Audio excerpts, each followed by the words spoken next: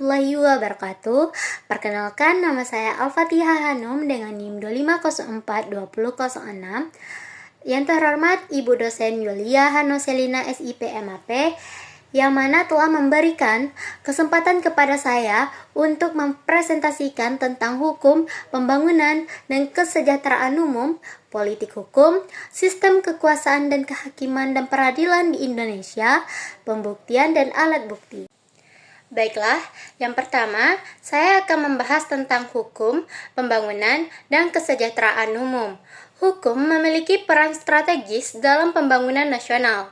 Hukum tidak hanya berfungsi sebagai alat pengendali sosial, tetapi juga sebagai alat sarana pembaruan masyarakat. Melalui hukum, negara mengarahkan perubahan sosial, ekonomi, dan politik agar berjalan tertib dan berkeadilan.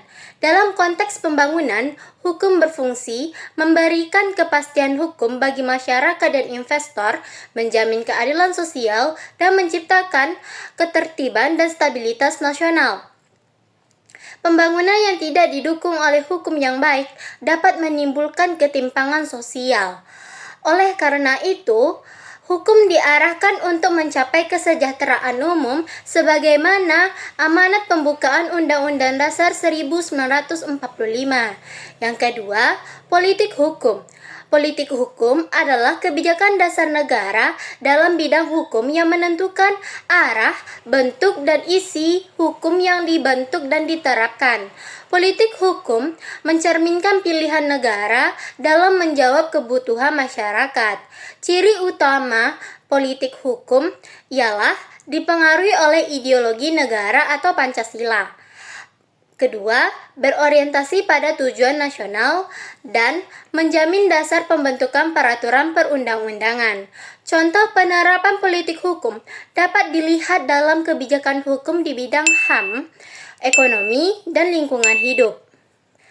Ketiga, hierarki peraturan perundang-undangan. Hierarki peraturan perundang-undangan menunjukkan tingkatan kekuatan hukum suatu peraturan. Semakin tinggi kedudukannya, semakin besar pula kekuatannya berlaku. Peraturan yang lebih rendah tidak boleh bertentangan dengan peraturan yang lebih tinggi. Keempat, pembentukan peraturan perundang-undangan atau legal drafting. Legal drafting adalah proses penyusunan peraturan perundang-undangan secara sistematis dan terstruktur. Tujuannya jelas, tidak multitafsir, dapat dilaksanakan.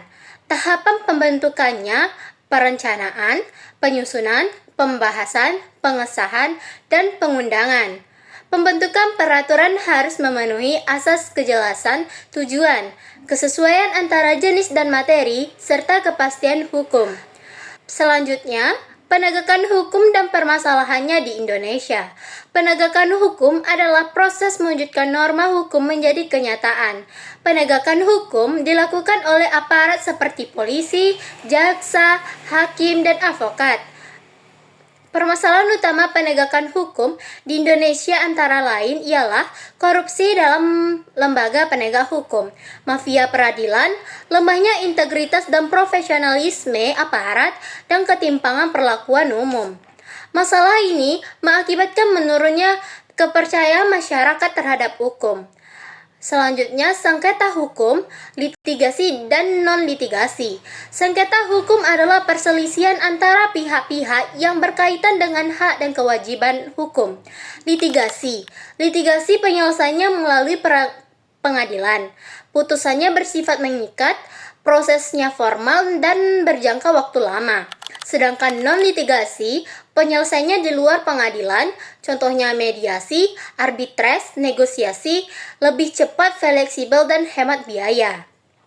Selanjutnya, hukum acara dan macam-macamnya.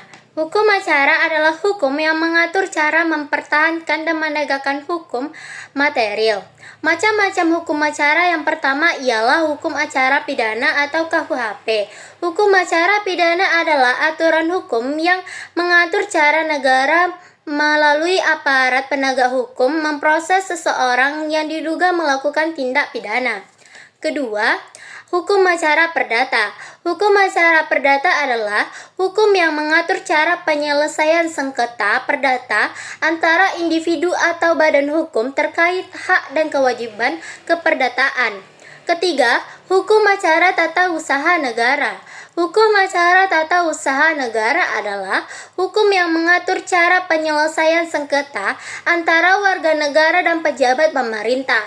Keempat, hukum acara Mahkamah Konstitusi. Hukum acara Mahkamah Konstitusi adalah aturan hukum yang mengatur prosedur beracara di Mahkamah Konstitusi. Sistem peradilan dan kekuasaan kehakiman.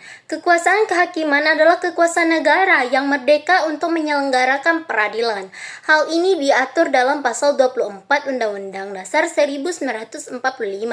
Selanjutnya, pembuktian. Pembuktian adalah proses untuk meyakinkan hakim tentang kebenaran suatu peristiwa hukum. Pembuktian memegang peranan penting dalam menentukan putusan pengadilan. Selanjutnya, alat bukti. Alat bukti adalah sarana yang digunakan dalam pembuktian. Dalam hukum pidana, alat bukti meliputi keterangan saksi, keterangan ahli, surat atau dokumen, petunjuk, dan keterangan terdakwa. Tanpa alat bukti yang sah, hakim tidak dapat menjatuhkan putusan. Sekian presentasi saya, semoga bermanfaat untuk diri saya sendiri dan teman-teman yang lainnya. Saya akhiri, Assalamualaikum warahmatullahi wabarakatuh.